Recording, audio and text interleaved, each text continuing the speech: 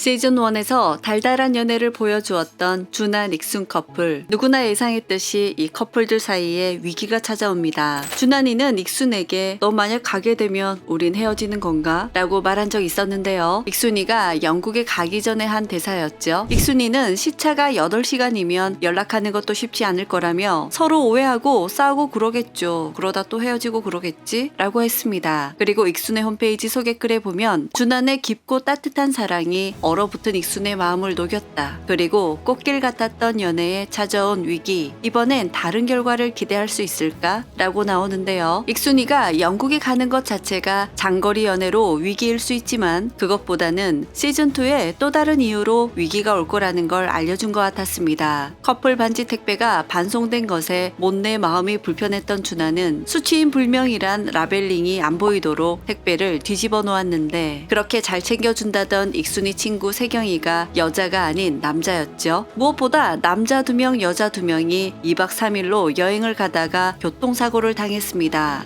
가만히 써보자. 시즌1 마지막 회 때 준하니 익순에게 보낸 반지가 수치인 불명으로 되돌아온 게 혹시 고세경하고 관련 있는 거 아니야? 첫 번째, 준한 익순의 국제 전화 맞춰주는 준환. 수술한 환자가 잘 되어서 기분이 좋은 준하는 익순이가 준 고수를 통화 연결음에 맞춰서 물을 주는데 익순이가 전화를 받자마자 수술이 잘 된 환자에 대해 기분 좋게 말하다가 전화기 너머로 잠잠한 익순을 바로 캐치하고선 무슨 일이 있냐고 물어봅니다. 수술 결과가 생각보다 훨씬 잘 되어서 기분이 좋은 준환과 인종차별당해서 기분이 좋지 않은 익순. 이렇게 둘은 뭔가 핀트가 맞지 않는 모습에 비둘기 커플에 대한 폭풍전야가 아닐까 하고 저는 약간 불안했습니다. 다음 전화통화에서도 이런 모습을 보여줍니다. 준하는 익순의 전화가 오자 바로 받기 전에 미소를 한번 지으며 통화 버튼을 누릅니다. 익순이 기뻐하자 준한도 기뻐하는 모습인데요. 친구 세경이랑 세경이 친구 커플하고 4명이서 가기로 했고 렌트해서 여행 간다고 합니다. 우리나라와 운전대가 반대라서 걱정되는 준하는 출발할 때 도착할 때 전화하라고 당부하죠. 익순과의 전화를 끊고 나서 미소를 만들어 준비했던 준한의 표정은 이내 어두워집니다. 그 이유는 환자 때문에 그런 거죠. 민찬이 엄마가 힘들어하자 먼저 병원 생활을 하고 있는 은지 어머니가 곁에서 따뜻한 위로를 하며 정보도 힘도 주는데요. 같은 상황에서 공감대가 많이 생겼을 겁니다. 한날 민찬이가 1순위로 심장을 받게 되었다는 전화를 받는데 같이 밥을 먹던 은지 어머니도 진심으로 축하해줍니다. 은지 엄마는 기적이에요, 기적! 이라고 하는데 왜 그녀의 눈에서는 눈물이 날까요? 은지 엄마는 다음 기적은 자신이길 바라며 자식을 지켜야 하는 엄마로서 약해지지 않으려고 더욱 꿋꿋이 음식을 먹어냅니다. 하지만 곧 그녀의 마음은 무너져 내리고 별이 좋다던 그날 밤 그녀는 목 놓아 울고 마는데 어떻게 해드릴 수 없는 이런 상황이 힘든 준한입니다. 그리고 눈물 치트키인 이소라 노래가 함께 흘러나오는데 너무 슬펐어요. 무엇보다 비교적 짧게 나오는 배역이면서도 연기 잘하는 사람을 구하기가 힘든 일일 수 있는데 슬기로운 의사생활은 매번 상황에 잘 녹아드는 연기를 아주 잘하는 배우를 캐스팅하는데요. 매회 바뀌는 환자 가족들 배역들조차도 꼼꼼히 캐스팅하는 이런 부분은 아주 훌륭한 부분인 것 같습니다.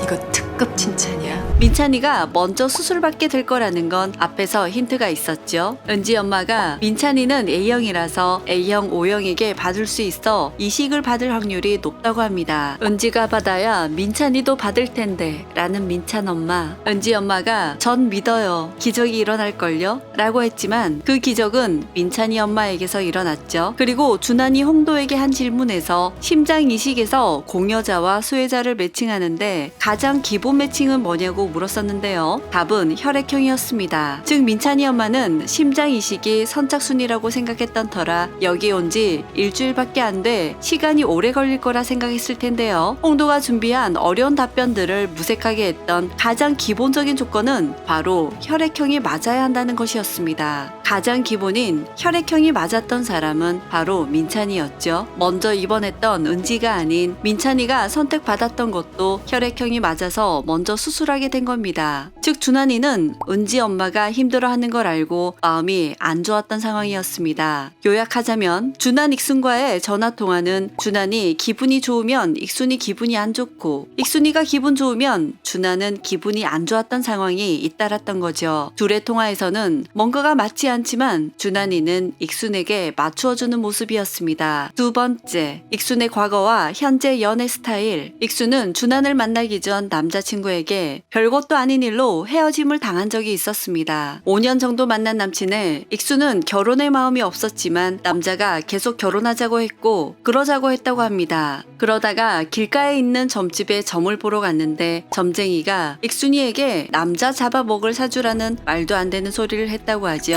익순이는 다음날 동네에 있는 점집을 다 예약해서 가자고 했지만 남친이 엄마에게 이야기했더니 결혼을 반대한다고 했다고 합니다. 하지만 남자친구 엄마는 익순에게 주말에 놀러 가자고 했다고 했었는데요. 즉 이 말은 남자친구 엄마는 이 상황을 전혀 모르고 있었고 남자친구의 다른 속셈으로 익순에게 거짓말을 했던 거죠. 익순이는 그 후 반년 넘게 불면증에 시달렸다고 합니다. 그리고 5kg가 넘게 살이 빠졌다고도 했는데요. 이렇게 익순이는 모두 준환에게 털어놓으며 숨기지 않던 모습이었습니다. 준환과 같이 있을 때도 이와 비슷하게 대처를 한 익순인데요. 홍정호 대위에게 주말인데 뭐해요? 이라고 문자가 왔을 때 분명 같이 있던 준환이 보면 오해할 만한 상황이었죠. 단아까가 일상인 군인에게 해용이라니. 익순은 그 순간 준환에게 얘는 단아까보다 용을 많이 사용해요 라며 준환에게 오해를 풀어주기 위해 즉각 말하는 모습이었고 그것도 모자랐는지 고수 모임에도 데려갔었죠. 거기서 홍대위를 소개시켜주며 오해를 적극적으로 풀어줍니다. 당시 홍대위가 준환에게 사과의 뜻에서 고수를 선물했고 준환은 이 고수를 아주 정성스럽게 키우고 있습니다. 세 번째, 준환, 익순. 이들의 운명은 영국에 가기 전 익순은 반지, 선물, 목걸이 절대 싫다고 했습니다. 준환은 익순에게 예전부터 반지를 주고 싶어 했지만 익순이가 싫어하는 건 하지 않는 준환이었습니다. 결국 한국에 있을 때 반지를 주는 기회를 놓치게 되고 그때 반지 대신 익순에게 블루투스를 주었죠. 하지만 도제하게 한 수 가르침에 익순에게 물어보았고 반지를 영국으로 택배 보내기로 하는데 이때 익순이가 주소가 복잡해서 물건 받는 게 쉽지 않아라며 반지는 못 받을 것이라는 복선 대사를 합니다. 결국 익순에게 보낸 반지가 반송이 되어 왔고 이후에 준환은 익순에게 2번이나 전화를 했지만 스터디 때문에 못 받았다고 하는데요. 준환이 수치인 불명으로 반지가 반송되었다고 물어보자 계속 집에 있었다며 옆호실 친구한테 물어본다고 하는데 그 옆호실 친구의 이름이 세경이입니다. 택배는 익순이 잠깐 없을 때 왔다 갔을 거라고 하는데요. 사람이 없으면 바로 반송된다고 합니다.